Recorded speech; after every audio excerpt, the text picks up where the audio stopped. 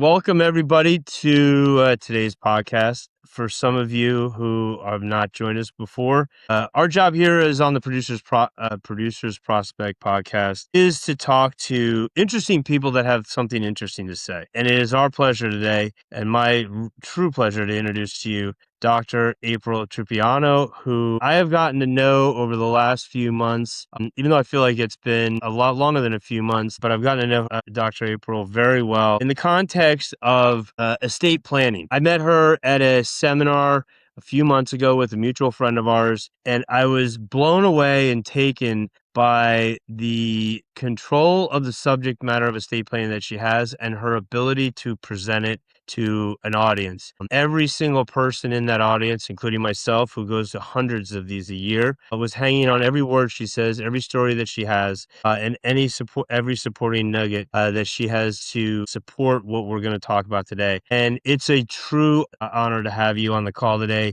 on our podcast, Aprille, and I appreciate you joining us. So thank you for being here. Thank you. Oh my gosh, you make me blush. I don't know if you can tell. I'm blushing over here. But thank you very much. I hope I can live up to the hype there. It's not going to be a problem. All you have to do is be yourself and share with us your stories and your perspective on things. But before we jump into the subject matter, Aprille, why don't you just share with us a little bit about yourself? I know when you read about you, and even just getting an email from you, there's a lot of information about all of your successes, all of your accomplishments, I should say, and what you've gone through over the course of your career and how you got here today. So just give a little bit of background on it says you're a legacy service director. What exactly is a legacy services director? Why don't we start there? Yeah. So I will start off with this. I always tell people, if you want to know more about me, I'm not going to bore you with the details. You can just go look at my LinkedIn because all of it is true. And I say that because I think a lot of people put a lot of hype out there. So all of those things I've been blessed with. It's been a blessing to be in and around this industry of financial services for 3 decades. So it's been a while, right? When you put in time, that much time, things happen and good things happen. So it's been a blessing because I love the people that I get to work with, people like you, Bryce, people like our mutual friend, Alex. And so what I do as a legacy services director specifically, though, is that I get to come in and work alongside of advisors to bring their clients into the world of trusts as part of the estate plan. And I get to help them really just put that legal structure in place to protect everything that the advisor has helped them to build. And I think that is just so critical. I know we're going to get more into that, but the moment I'm not going to lie, I'm getting goosebumps right now just talking about it. I get so excited. I'm very passionate about it because I've seen what happens when it's in place. And I've also, unfortunately, personally experienced what happens when it's not in place. I've experienced both sides, when a trust is in place and when it's not. And we'll talk about that as well.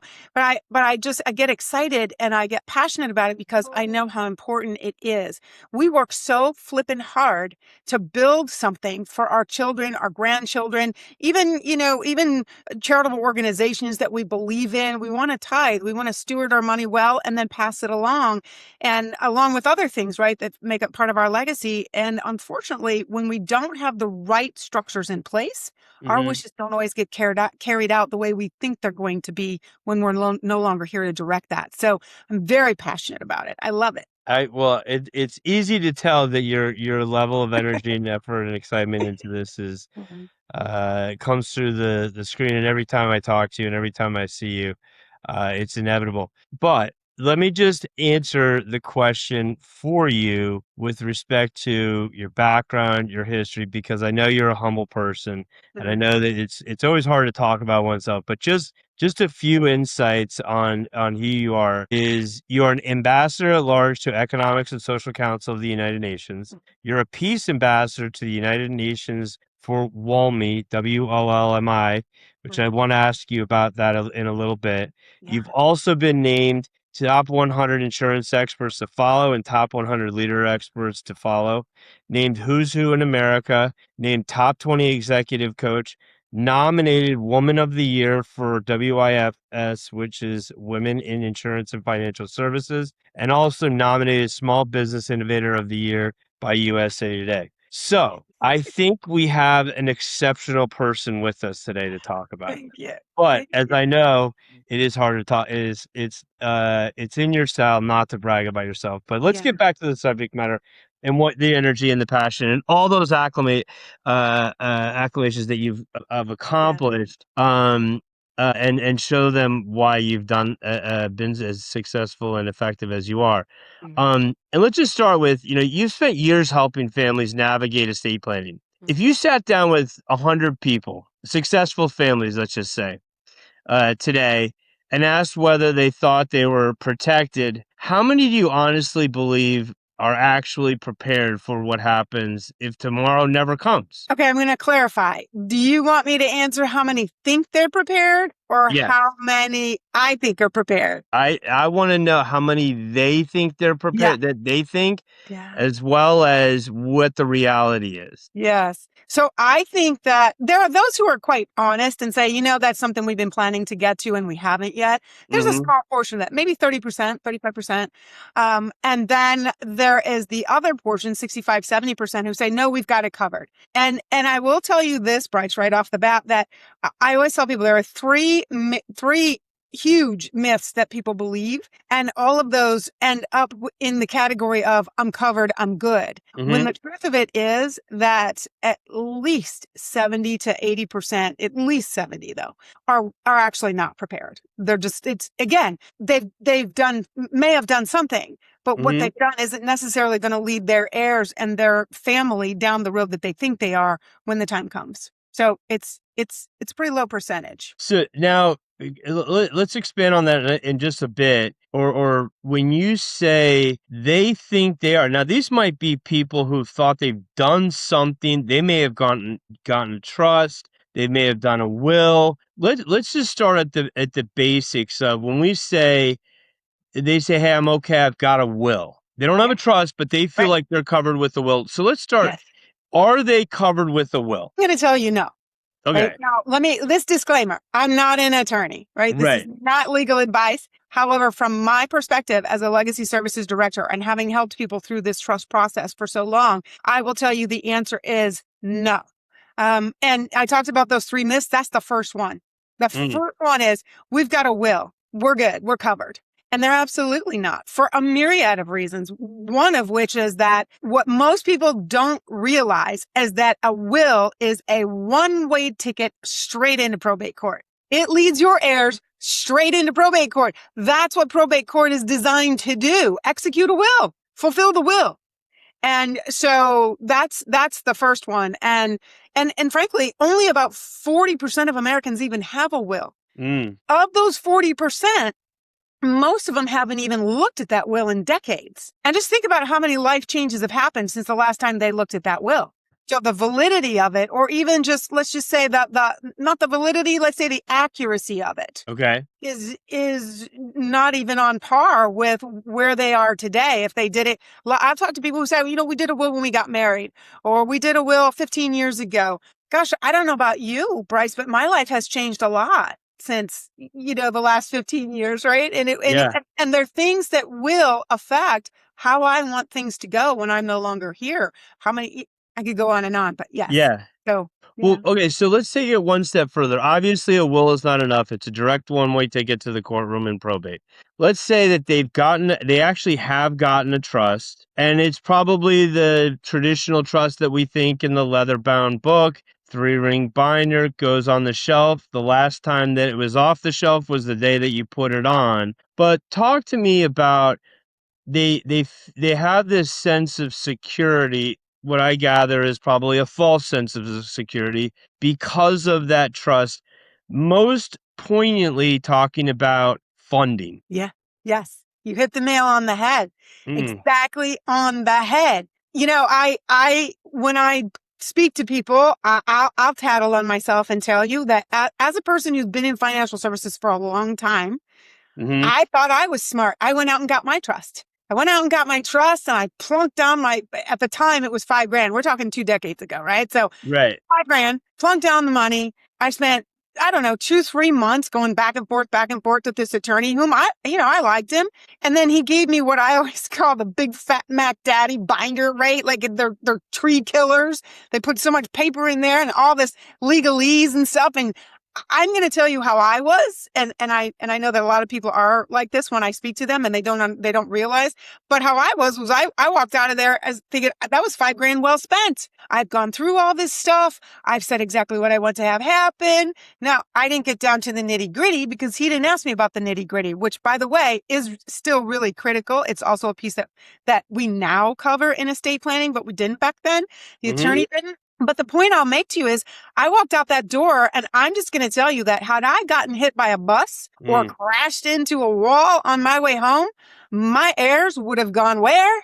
Straight to probate, because that trust was absolutely useless. It was valid as a legal structure, but it was useless. Like, think about building a house. You build a house, you put up the walls, but you don't put in the plumbing. You don't put in the electricity. You don't put in the furniture. You don't put in the heating and air conditioning. It's just a house. You can call it a house and it's a legal house, but there's nothing in it. It's useless. Right?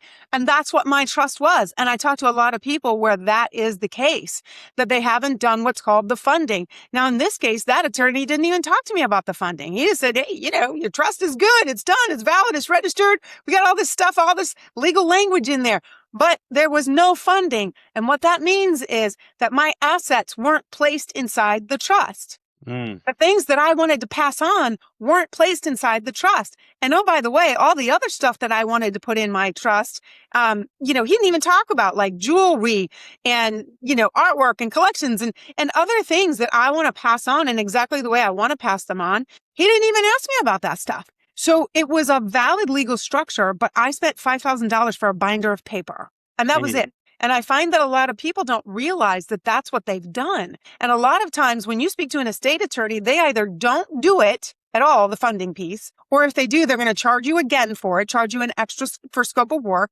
or they're going to send you to somebody else because they don't do it. And they're going to say, you can go here and they'll charge you an extra, fee for that. So, what I would have paid for, the $5,000 I paid, didn't even complete my trust, right? Now, fast forward at the time, and there's something I want people to think about when we started talking about how you think you're covered, but you're not really, because you've done something a while back. Having a plan in place is key, and I will give anybody kudos for putting something on paper, whether it's a will, a trust, doing something, right? However, if it's not the proper plan, if it's not the most recent plan, and if it's not the most complete plan, it's still not going to happen the way you want it to happen or the way you think it's going to happen. So back then, I had 2 nephews and a niece. I now have 11 nieces and nephews and 2 bonus godchildren.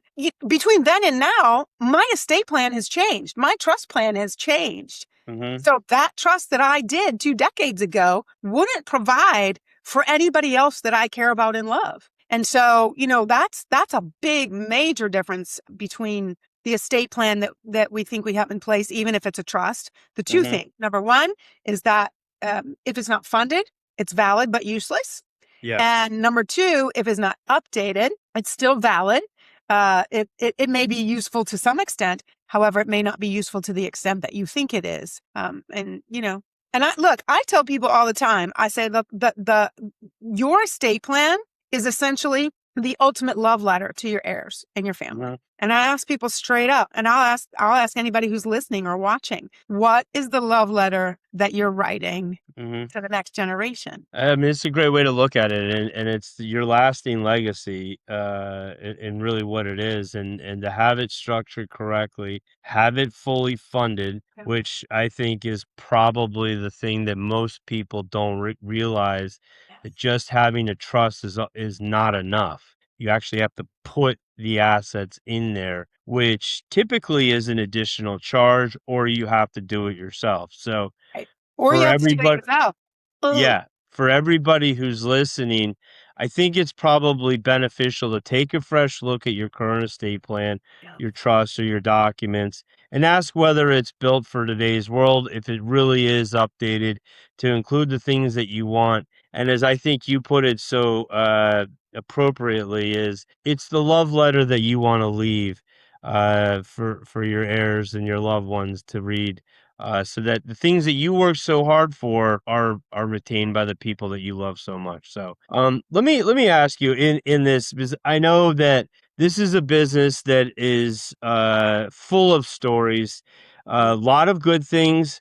Obviously, those good things are typically results of the work that you've done.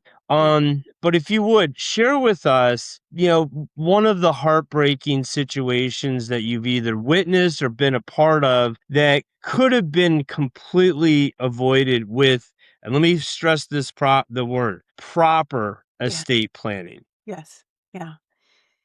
So the biggest one is a personal family member. Mm, And I'll protect that person's identity here. But I do have permission to share it. So I do share. I share it with people, and in our workshops and seminars and training events, I share it more fully. But here I'll just kind of give you the 30,000-foot view. With this man, most of her life, love of her life, and always, I've got you covered. I've got you covered. I've got you covered. There's life insurance, there's real estate, there's this, there's that. All of these things were supposedly in play. hmm And unfortunately, when at a very young age, 56, he became ill unexpectedly, was put in the hospital, and within 30 days, was gone. And when that moment came, two things happened. One was that there was no medical power of attorney in place. And because of that, estranged family members made the choice to take him off of life support. And my family member was not allowed to make that decision when she was absolutely 100% certain that was not his wish, that he wanted to, be kept alive, with all means possible. And so I tell people that your trust, your estate planning, part of that is also what happens if something catastrophic happens to you and you're still here, right? You got to consider all those things as well. Your financial power of attorney, your medical power of attorney, your a lot of it, right? Again, trying to keep a 30,000-foot view. Fast forward, he's now gone, and for something that really shouldn't have happened. He shouldn't have lost his life, but he did.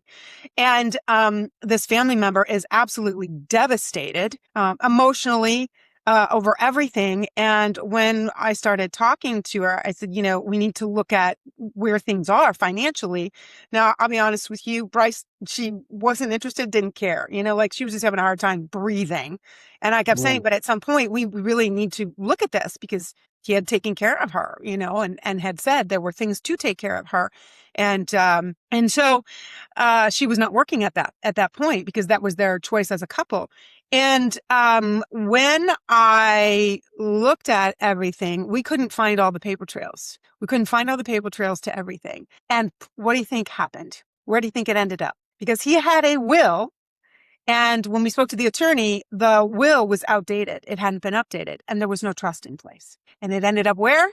Straight in probate. And what do you think happened? First of all, the government took 35%. 35%.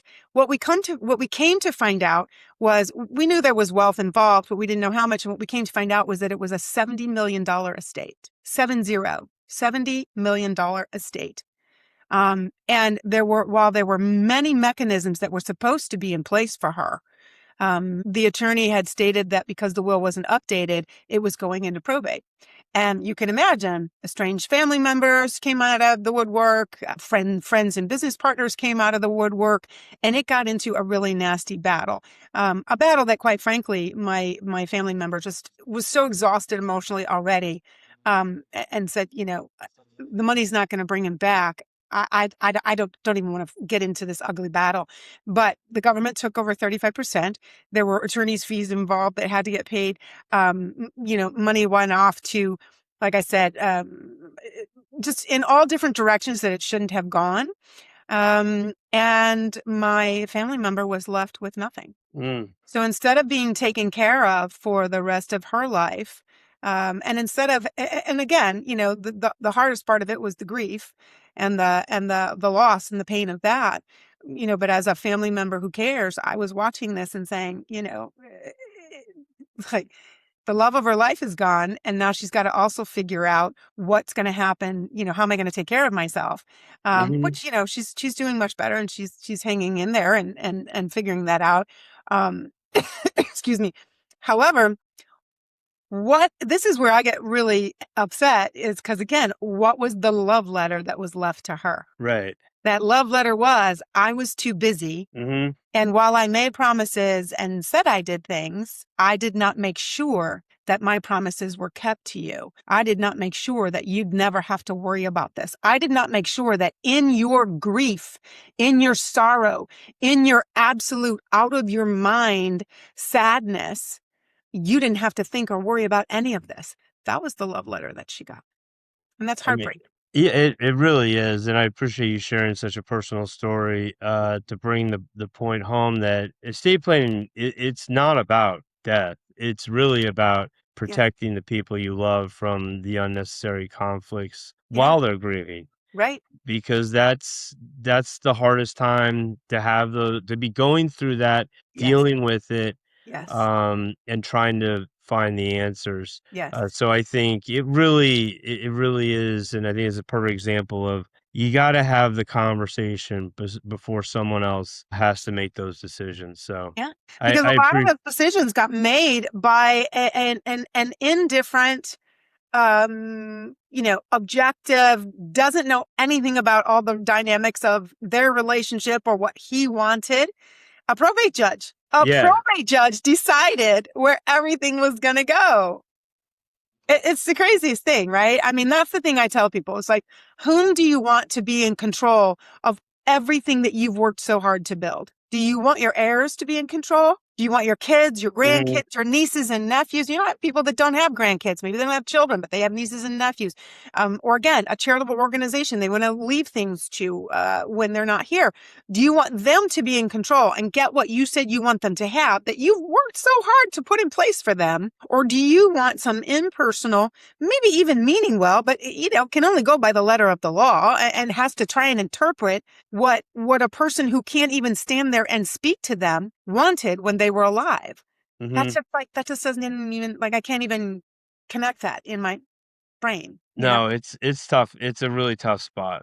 Mm. Let's switch and talk about why the traditional estate planning process is broken. And let's just say, if someone walked into an attorney's office 10 years ago and created a trust, why might that plan actually create problems today? There are a lot of reasons. And again, I mean, no disrespect to estate attorneys, right? They play their part, they do their thing, but it's a traditional model versus a 21st century model, right? It's a model that fits the old way of doing things versus the way that we do things today. First of all, the problem is that I can't tell you how many people I've spoken to that said that they had their estate plan done, whether it's a will or a trust. Excuse me, they had it done a long time ago. And I'll ask them, when's the last time you updated it? Well, I don't even know if that attorney is in business anymore. They never heard from that attorney again. And I asked them, do you know if your plan, whether it's a will or a trust, and it's usually just a will, but do you know if that plan's been updated according to the laws? Have the laws changed in because I work with people all over the country, right? Have the laws changed in your state? I wouldn't know that. Of course you wouldn't, because, that's not the business you're in every day, right? But if laws have changed, they have no idea if there's anything that has happened legally, legislatively, that would impact whether or not their wishes are carried out when they're gone. So because of the laws that could change, because of the fact that they don't even know where that attorney is, they've never heard from them. They never got an update. They were supposed to get an annual call, an annual update. They didn't get that. There's also the fact that we talked about the other thing that is huge, which is the funding. If they don't do the funding, that's a problem. That is a huge problem, right? You're not getting what you're paying for fully if you don't have the funding done. If the assets aren't titled into the trust and moved into the Right. trust.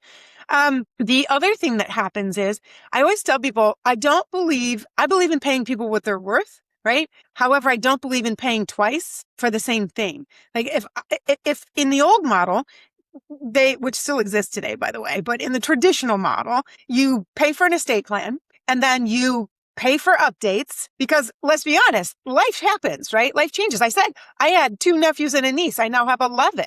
You think I wouldn't have had to go in and make an appointment and wait for that attorney to make time for me, make sure it works with my schedule, go to the office, then wait for their paralegal or them or whoever it is to update my documents, then send me the stuff. Then I have to go into the office and get it notarized. Like all that stuff takes time. And what it also takes is another fee. And I have to go in there and I have to pay for those updates. So when somebody says, well, I spent X amount on my estate plan, whether it's a will or a trust, and I've had people tell me, oh, well, I only spent X on my will. Okay, well, did you have to ever update it? And most of them haven't. But if they had, well, did you get an invoice for that? Yes, I did.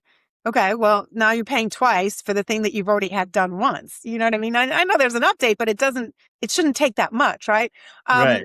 And so, and the other thing is this, like, look, we live in a world that runs on different schedules, right? People are traveling, people are moving around, people move. I've spoken to people. I had a client once, Bryce, that they came to me and unfortunately they had already gone through this, so I couldn't help them around it, but they put down at the time, $7,500 for their trust to get done. Then they moved to another state. They had to spend another $5,000 to redo the entire trust because you know what? It was no longer valid in the new state because it had been written according to the laws of the former state where they lived. And then a couple of years later, they needed to make a change because the person who was supposed to be the guardian for their adult special needs child, some things needed to be put into place for that.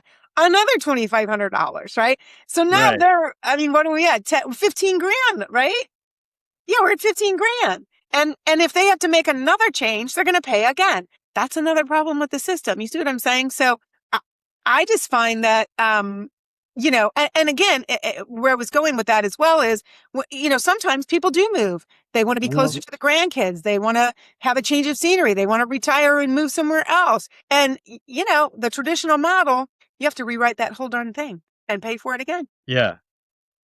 So let's talk about that because obviously the old model doesn't work. Let's talk about the model that we use today, and that's the integrated trust system ability and how they update documents and legislative updates and what have you. Share some insight on the process and how all that works. Yeah. Well, I can tell you, first of all, it's a much more streamlined approach. A lot of people are really overwhelmed with this. Even just probably hearing you and me talk about it, right? It just feels overwhelming. Like, how do I sort this all out? What does funding really mean? What do I have to do with that, right? For that. Excuse me. And I will tell you that the way that it works through integrated trust systems, it's very streamlined. You have the first thing that you do is you do your funding. First of all, that's what's really different. The first thing you do is make sure it's funded. Bam, bada bing, is done. And that is absolutely critical. The second thing that I love about it, so then you have your next meeting, which is your implementation meeting. And then you talk about how you want things to go, how you want your directives to go. You go through the platform, make those changes because it's all digital. And then your third meeting is with the attorney and there's a review. You ask all your questions. You make sure everything's in place. If you had a will prior to this or, anything else that you had in place, you bring that all in, make sure the attorney has woven it in because it's not a one and done, right? It's custom. It's still custom to you and what you want. And then I work with people and we do a virtual notary session. So you don't even have to leave your kitchen. First of all, you don't have to leave your kitchen. It's very streamlined, very easy. Everyone I speak to, I ask them, how was your experience with the team? And they always say, oh my gosh, they made it easy. Never felt like my questions were, dumb questions. And this was really pretty pain-free. That's a big deal, The next thing that I'll tell you is that because it's digital, you have control. This is the thing I love. I will just tell you that I'm an A type. I like to be in control of things as much as I can. And so what I mean by that is I don't want to be the expert. I don't want to be the attorney, but I want to make sure that if I want something to get done, that it gets done and it gets done quickly and it gets done the way I want it to get done so that when the time comes, things are the way I want them to be. And with that platform, you have 100% control. You have access to it 24/7. You have access to the attorney team 24/7 through what we have as our digital notepad. I love the fact that you pay for it once and you never pay again for any changes.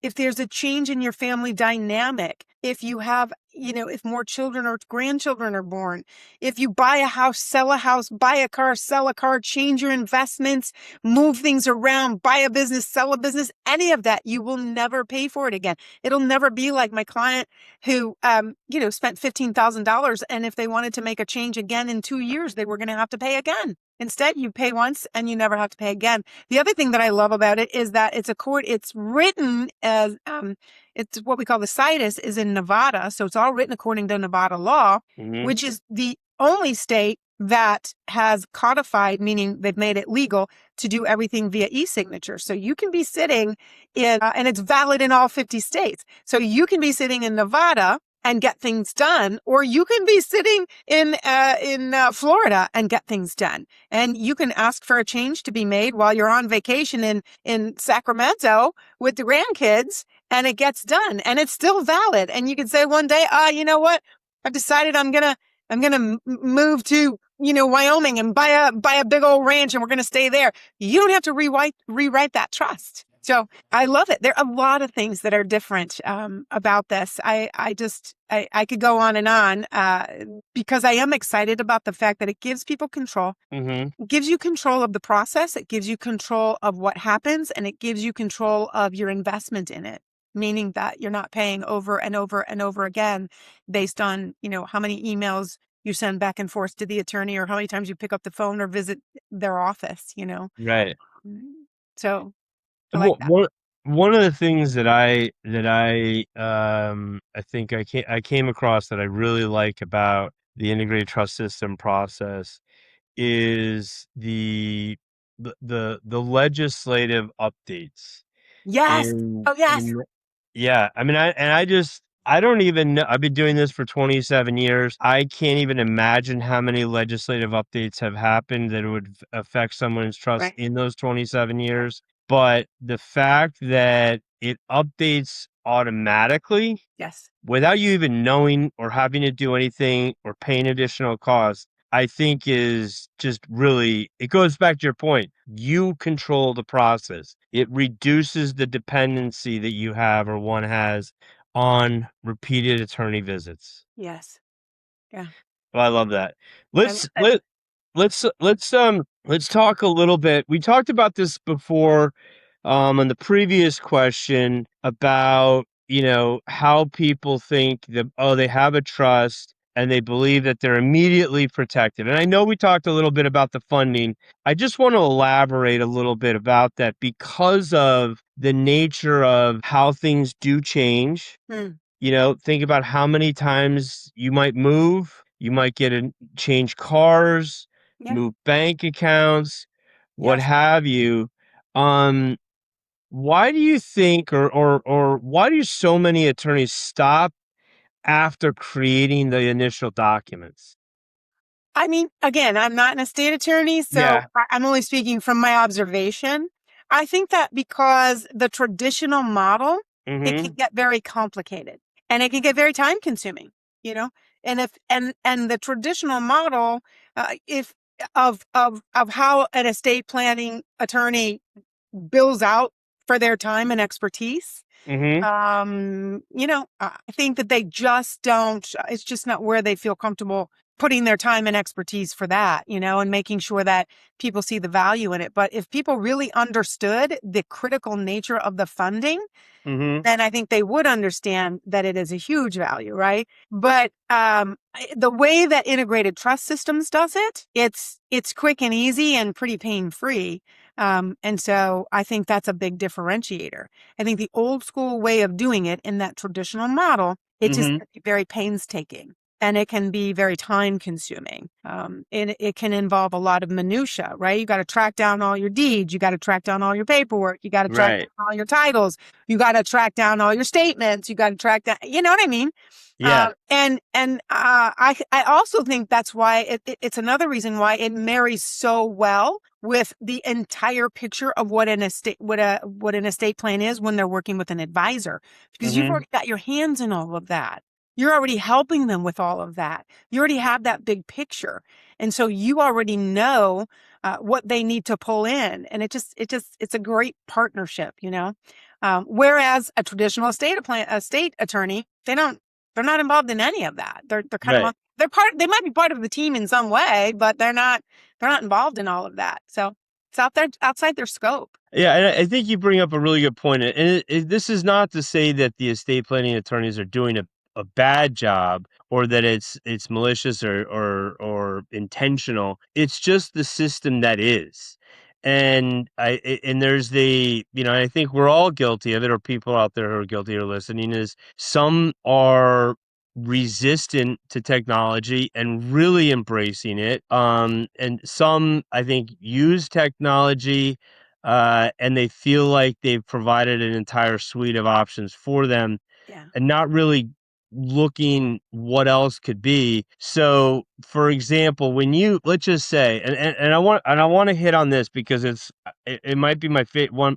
Let's say I say this a lot when it comes to ITS, is this might be one of my favorite things, and I keep saying, so I have a lot of favorite things. But it goes back to your point about control. It goes back to your point about making sure that it's funded and that it's up to date, is the notepad. When you get an estate plan with ITS, and you get an estate plan and in the portal, share with us, just give me an example of how you can actually change things within your trust. Say you moved, or actually, yes, say you moved, and think of all the things that go along with moving and what you'd have to do for your trust, and how you can do this with ITS and the notepad. Yeah. So that notepad does give you, like I said, it gives you 24/7 access. And again, you might not have an attorney respond to you at 3 a.m., but I don't know about you, but I've been awake at 3 a.m. before and had a thought like, oh my gosh, I need to do that thing, right?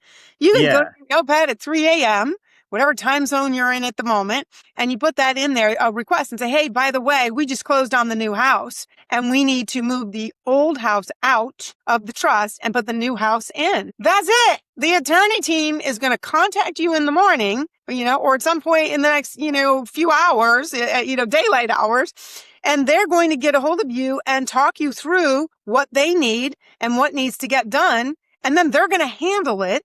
And the implementation specialist is going to come in, or the funding specialist, one of them can come in and do that. They'll come in and make sure that that's now changed inside of your digital platform where your trust is housed. Okay, all of your funding, your asset inventory is housed. That's done for you. And now it's updated. That's it. Like, that's it. You don't have to make an appointment with the attorney. You don't have to wait for it to happen. You don't have to drive to the attorney's office. You don't have to, excuse me, or, even like track down, pieces of information and then try to get it to the attorney and figure out how you're going to scan it and get it in. It's so simple. You just go to your notepad. You tell them what needs to get done. And if they need anything from you, they're going to let you know, like, they can get a hold of your title company. They can get a hold of your documentation. They just make it happen. It's like it's magic. You know what I mean? I love that about that, the way that the integrated trust systems works. I'm going to speak for myself and say, even if that attorney that I paid 2 decades ago had said to me, okay, this is your trust, and now all you have to do is go fund it. I gotta be honest, I don't know how long it would have taken for me to do that myself, right? To go track down all this information. I don't know.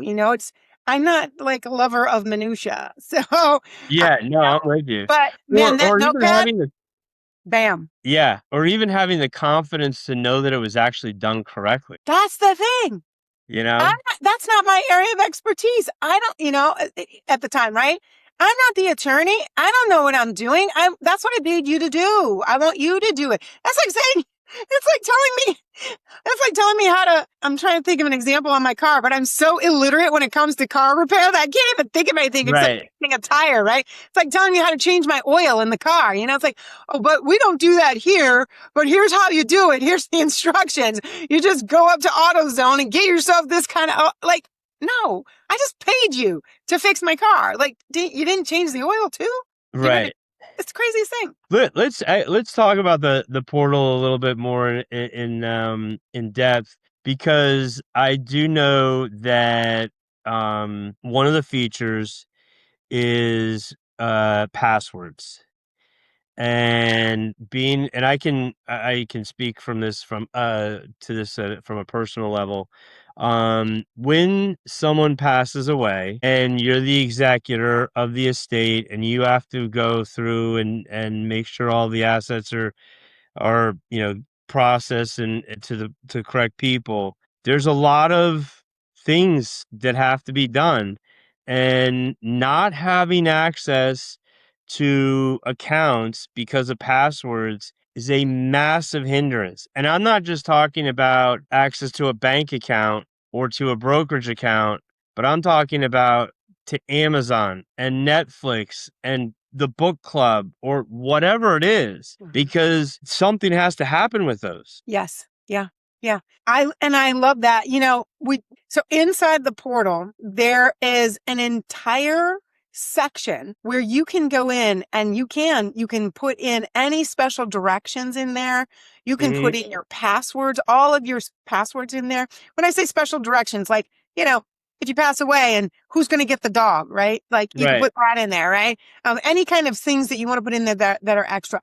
You can go in there. It's called the postscript page, by the way. So you can also put in there any special wishes for your funeral. If you have a prepaid funeral program, you can put the details in about that, whom to contact. You can put information in there about your financial advisor so that they can, or your insurance agent, so that they can find that person right away. Excuse me. You can put your passwords in there that like we just said. You can also put pictures in there. You can put pictures of your artwork, your coin collection, your jewelry. You can say who gets what.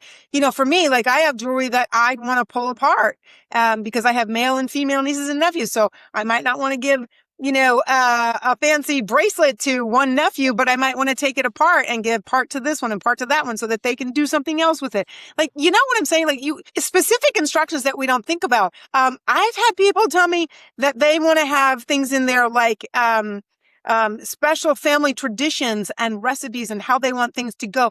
I had somebody say they had a Yadro collection. They wanted to split that up. And to speak to the idea of passwords that you said, that is important. I told you I've had good and positive and negative experiences with a trust, right? And I told you guys about the negative, but on the positive side, I had an aunt pass away. And I was one of the people who helped to make sure everything was implemented. And in complete contrast, she did have a trust in place, and we got everything settled in 3 months, including selling the house, giving my surviving aunt the proceeds, all that kind of stuff. The problem that we did encounter, two things. Okay.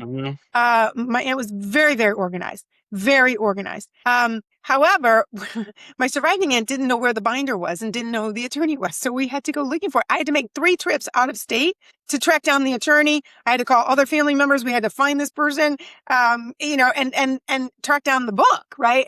But then we got it and stuff was there, but we didn't have any passwords in there. Now I know my aunt, and I know that somewhere she had a list of passwords, but this other aunt didn't know where it was, couldn't find it. And the simplest thing, she couldn't get into the phone. She didn't know the password. So she went to Verizon and told them, and they wiped the entire phone clean. So any password she had saved on there, any list she had in there of passwords was gone. We couldn't get into her bank accounts. Like it was rather tedious because we didn't have those passwords, and she was the one that handled everything. She paid every bill, for both of them. They lived together. She paid every bill. She handled every investment account. She handled all the life insurance. Like she handled everything, the lawnmowers, the people that came to mow the lawn, like anything. So not having that stuff documented and being able to notify people, stop this service, stop that service, close down this account, close down that account. And I'm going to tell you that I've had people tell me, well, I put my son or my daughter on my bank account so they can handle that. Okay, well, that's helpful to a certain extent. that comes with another set of potential complications that I won't get into. But not everybody does that. Mm-hmm.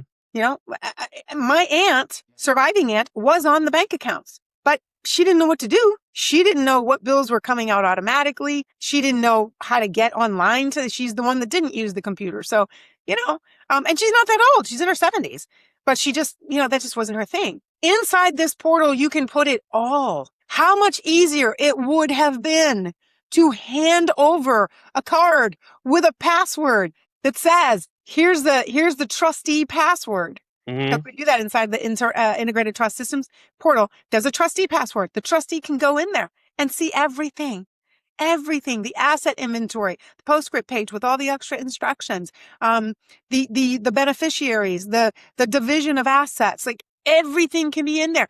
What else is in there, Bryce, if I may? Another couple of things that are really critical. Mm-hmm. And I spoke to this earlier, to some extent, the medical power of attorney and the financial power of attorney. We handle that as well inside the integrated trust systems process. And that is hugely critical, right? Before my aunt, you heard about my family member who didn't Sure. have that medical power of attorney and what happened, right? And then my other aunt, we were struggling for her last few weeks because her death was also unexpected. And her end of life care, we were just kind of in a quandary, like, what should we do here? And we had to make some very difficult decisions because we didn't have that piece of the puzzle, right? In addition to that, well, let me just say this first. Inside this portal, you've got what is called a medical ID card that you can print off as many copies as you want. And you can keep that in your wallet, keep it in your purse, keep it in your back pocket, keep it in your glove compartment, give it to your children, whomever you want. Mm-hmm. And anytime there's any catastrophic incident where you can't speak for yourself and people need to see what your medical wishes are, that person can find that card, whether it's an EMT, a emergency technician, doctor, whatever it is, firefighter, cop, whatever. They can go in and see that, and they'll see everything. They'll see who your medical person point of contact is, who that power of attorney is. They'll see your doctor information, if it's in there, any allergies, your end of life wishes, your life prolonging wishes, anything you want to put in there is in there. And that also speaks to the control nature, the up to the date nature, because I might change my wishes from 5 years ago. Things can change either way, right? Like I may have said at one time, I didn't want to resuscitate. I had a DNR, do not resuscitate. Now I don't want that. Could be vice versa. I maybe didn't have an allergy. Now I do. I don't want somebody giving me morphine. But back then I didn't know I had a morphine allergy, right? It could be life-threatening to me. Like that stuff is up to the minute. So critical. The financial power of attorney, if that's not in place, what a mess that can be. I have people telling me, my wife is my beneficiary, my spouse or my husband, right? They have access to all of my, the appropriate investment accounts. But you know what? If you're still alive and you need to tap into that money to pay for critical care, they can't necessarily tap into it without your permission because they're not the owner of that account. Like these are the things that can happen. We need those things in place. And inside that portal, these things live. And, you can get access to it like that. You don't have to make, several trips to try and find the binder, to try and find the book, try and track down the attorney. It's all right there at somebody's fingertips as long as you make sure that the right person has access to that information. And when they do have access, they don't have editing access. They can't change anything, alter it, edit it, delete, add, nothing. They can only view and or print. So it's an added layer of protection for you to make sure that, even later, nobody can say, well, I don't believe that's what mom or dad wanted. I don't believe that's what Aunt Susie wanted. I think they would have wanted it this way. Well, no, because, she's the only one or he's the only one or they're the only ones that had access to it. And all I was able to do was print it out for you. So I'm with you. I have a lot of favorite things about it. I love that. I love the way it works. Here's what I love the most, though. Bryce, my highest value in life above everything is family. Mm-hmm. The preservation of family, the joy of family, the care of family. And I don't just mean my family, I mean other people's families. And that's what the trust can do, right? When you can leave that ultimate love letter that says, I love you enough. I love you so much that I thought of every detail. And you're not going to have to think about it. I had one woman, single mother who is young. She's in her 40s. And at first she's like, April, I don't even have that much yet. Like, should I do this? And I said, it's completely your choice. Of course, there's no urgency on my part, but I think it's a wise choice for this and this and this reason. And when it was all finished, not only did she appreciate the process and how great the team was with her, she said to me, April, I cannot thank you enough because you've taken a load off my shoulders that I didn't even know I was carrying. My children now have a roadmap. If anything happens to me, they have a roadmap. They have a complete how-to guide of how to handle everything. Mm. You can't, I mean, that's just peace of mind. That's a love letter to your kids that, that in their darkest moments, they don't have to try and guess or figure it out or hire other people to try and figure it out. Like, it's right there. You spelled it out and you gave them the roadmap, the blueprint. I mean, it really is. The legacy vault is really a unique way of preserving the personal messages, wishes, and just the ease of a really difficult time.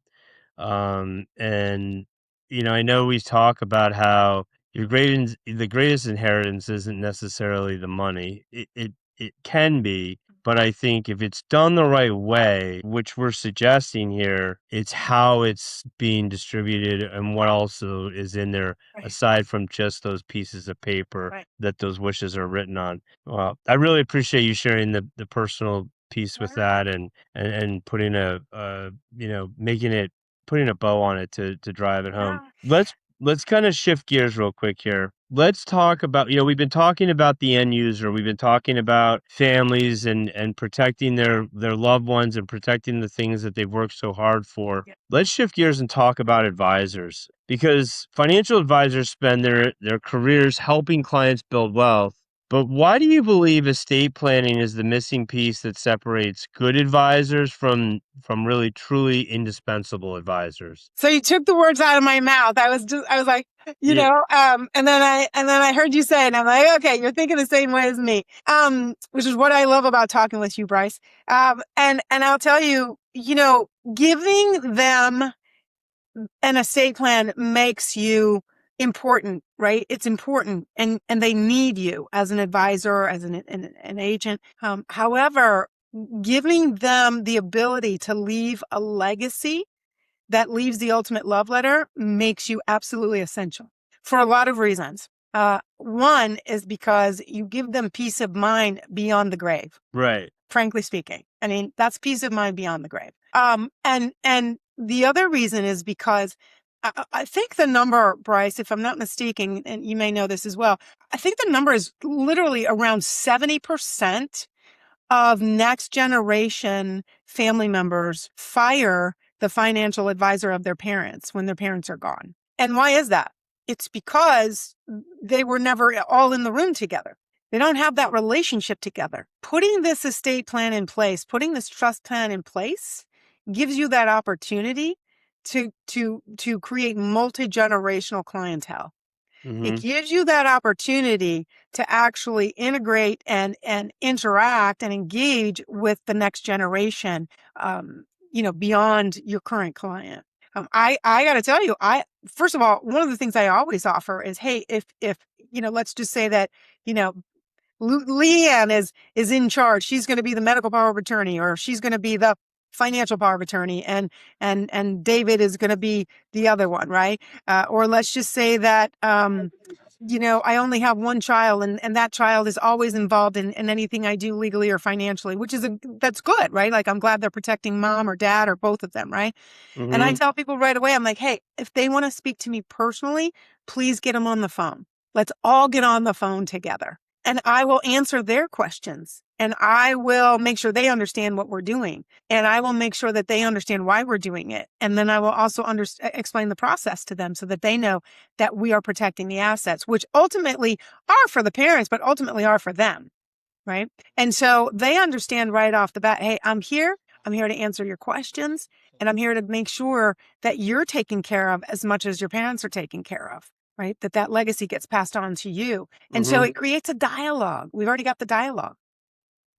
And I think that, the other piece of this is that sometimes, I won't say a lot of times, but sometimes we give the plan And then what do? We do an annual review. We might even do maybe a little bit more often than that. We don't get to talk to our clients often enough. Having this trust plan in place gives us another touch point. It gives us another service to provide, and it gives us another touch point to talk to our clients so that they know I'm thinking about you. First of all, I'm thinking about your financial life from the start to the finish and then beyond that. Mm-hmm. And second of all, I'm thinking of you more often, during the year as we grow together as advisor or agent and client. So I love that about it. And it gives you a reason to reach out to the next generation as well. As I spoke about that multi-generational aspect. So it gives you a reason to reach out and say, hey, just talk to your mom and dad about the trust. Just want to let you know I'm here if anything has come up since we put the trust in place. Bada bang, right? Yeah. Like, hello. So I love that about it, and I also just love the fact because every advisor that I have worked with so far Mm-hmm. loves it because they love, providing this for their clients and working together on this because they love the fact that their clients know that basically like I got you covered 360. Mm-hmm. I got you covered 360. And not only do I have you covered 360, I made sure that you have a legal structure in place that ensures that what you want to have happen with what we've built together is what's going to happen. Yeah, I mean, I think it's carrying out the wishes is important. Making sure that they're protected is important. Managing the assets is important. But I think I heard you say it earlier, but protecting the families is unforgettable. It's unforgettable. That's a great way to put it. Yeah. So, and I Yeah. think it brings everything it deepens the relationship with the advisor and the client. And it truly is holistic planning because the next generation is not only getting the receiving the assets in which the family members wish them to have, but it's done in such an effective and efficient manner. Yeah. Let's build on the financial advisor. Um, and let's go back to where we started with, and then I met you in a seminar talking about this. Yeah. Tell me or let's talk about how financial advisors can use the ITS program, the seminar system, the marketing program to grow their business. Yes, we've talked about the integrity of the wishes and all the great things that the program does. But how can the advisor grow their business using this? Yeah. Well, first of all, let's talk about just to recap. We just talked about creating that multi-generational level. Mm-hmm. And let's be honest, we're always looking for ways to build referrals. We're Mm-hmm. always looking for ways to build referrals. And if I'm completely transparent, as a consultant and executive coach to the industry, that's always one area where people are like, oh yeah, I asked for referrals. Well, what's your referral process? And there's not usually one in place. You're kind of hoping and praying that people will send you a referral. Hey, if you know anybody, right? But this is really specific. Right. It gives you a specific point of conversation. Do you have a will or a trust in place? And by the way, here's a hint. Whatever the response is, a really good way to introduce them to this is, do you have a will or a trust in place? Great. If they say yes, great. If they say no, okay. I'd love to introduce you to my legacy services director. Me. Now, I say that because I'm going to then walk them through. I'm going to walk that client or that prospect through and talk about whether or not what they have in place is proper planning, right? Mm. And the whole time, I'm going to remind them that, their advisor is the one who sent them to me so that we could make sure that they're taken care of from start to finish, that we are doing that whole picture, that holistic planning. So I'm always going to let them know that their advisor is the one who is making sure that this is put in place for them. And so, that is it's a great referral source just to say, who else do you know that needs to have a trust in place? Pretty much anybody. Because that's a misnomer, is that people think, well, if I don't have millions or 10 million or 70 million or 3 million or, I shouldn't do this. That's not true. Because it's a much lower threshold than what people think, where you really should have a trust in place, but it's a whole nother conversation, right? That's what we talk through when we look at this in the beginning with prospects and with current clients. And so it's a great way to get referrals. Number one. Mm-hmm. Number two, it brings in new people to your business, fresh eyes, fresh conversations into the business, that that you wouldn't have an opportunity to speak to otherwise. Because how many times, look, again, I'm going back to referrals. Who do you know who needs life insurance? Most people are going to say nobody. I mean, or they're going to say, oh yeah, I know somebody, but they're not going to really come up and say, hey, do you need life insurance? And how many times does life insurance come up in the conversation? Now, most of them, like, we all need life insurance. And that is definitely something that a good advisor will talk about with them. But it's not a conversation starter between them, but talking about the trust and talking about, and being very specific about, the trust is a good conversation starter versus let's get into all your assets. All we're saying is, hey, do you have assets you want to protect? It's a much easier way to have this conversation with people that really need it, because everybody needs it. Everyone's worried about what the government is going to take out of their assets when they're gone. Everybody's worried about whether or not their kids are going to get what they think they're going to get, or their grandkids, or whatever it is. And so working with the integrated trust systems the way you and I met, it takes that burden and that task off of the advisor or the agent, because that's where I come in. And I can actually come in and speak on your behalf to a room full of new people who are going to meet you at that seminar, that workshop, training event, whatever that is, however we structure it, because we can do it in different ways.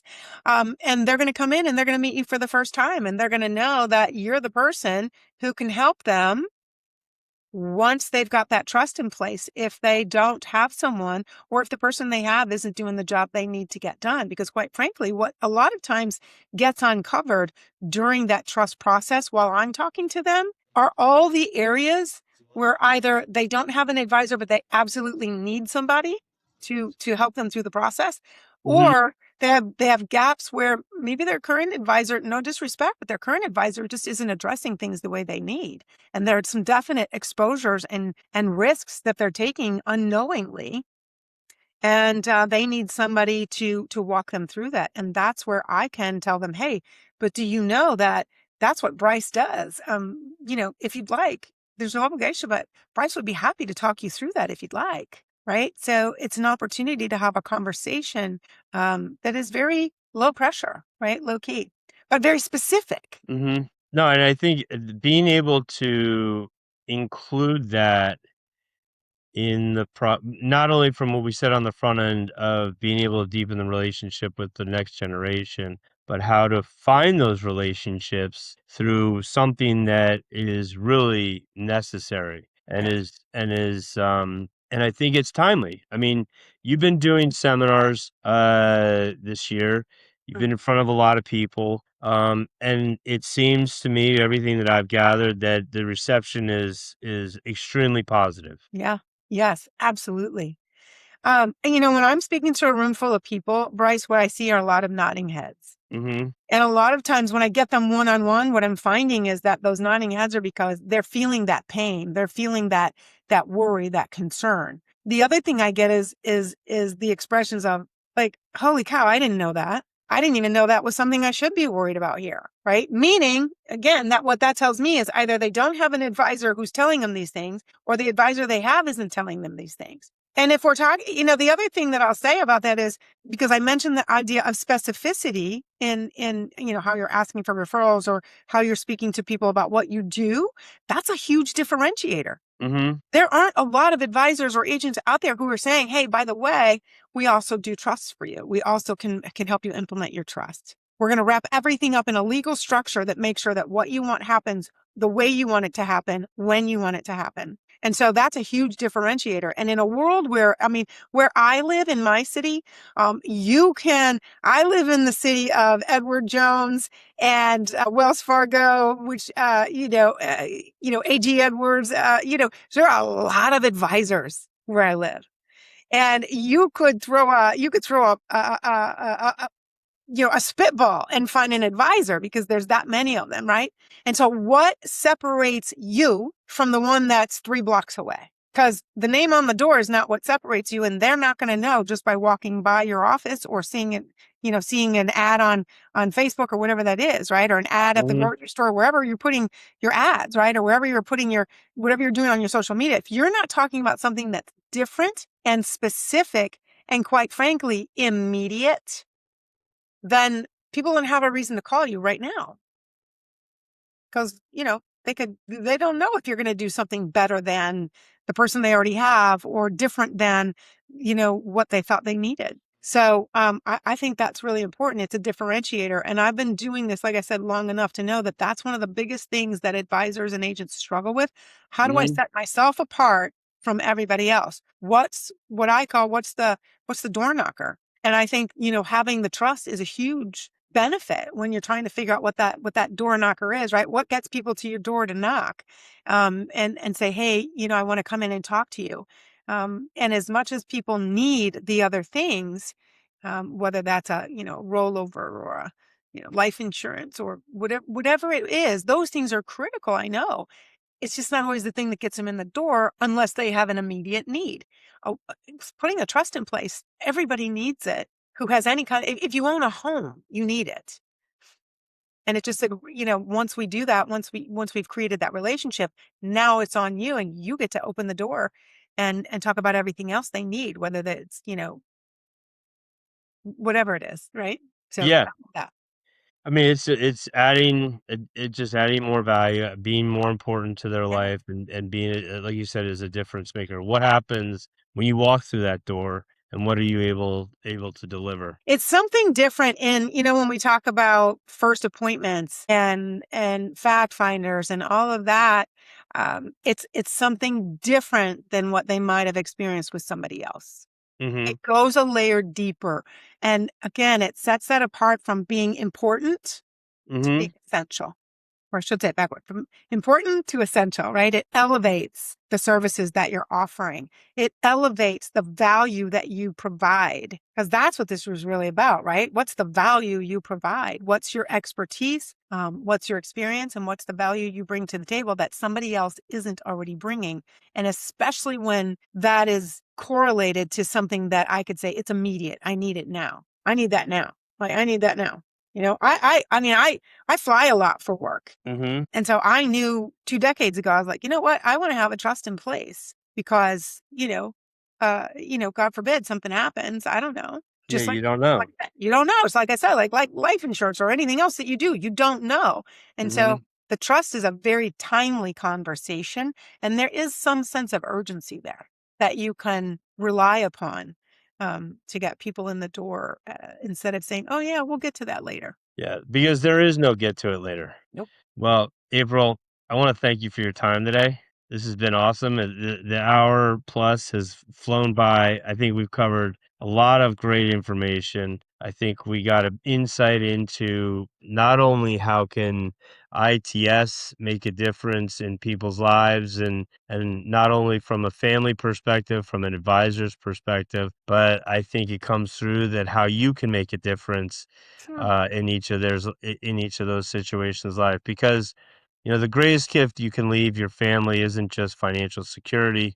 I think it's clarity, preparation, and a peace of mind. And Yeah. estate planning is really what that's about. And to make sure that that plan is in place and that it's going to grow with you, it's going to change with you as things do change, and so that at the end of the day, things are left the way they're supposed to be. Let me just leave the audience with this. If today's conversation made you think differently about your family's future, or if you're an advisor and made you think about your practice a little differently, do yourself a favor and schedule a conversation with April. She's a qualified advisor and estate planning professional who, if she doesn't know it, she has the resources to get it done. She has an amazing team behind her, whether it's your family, whether it's your clients. You are going to be in a better place after that conversation. You will have better guidance, and you will have a better sense of your estate and where things are going. So,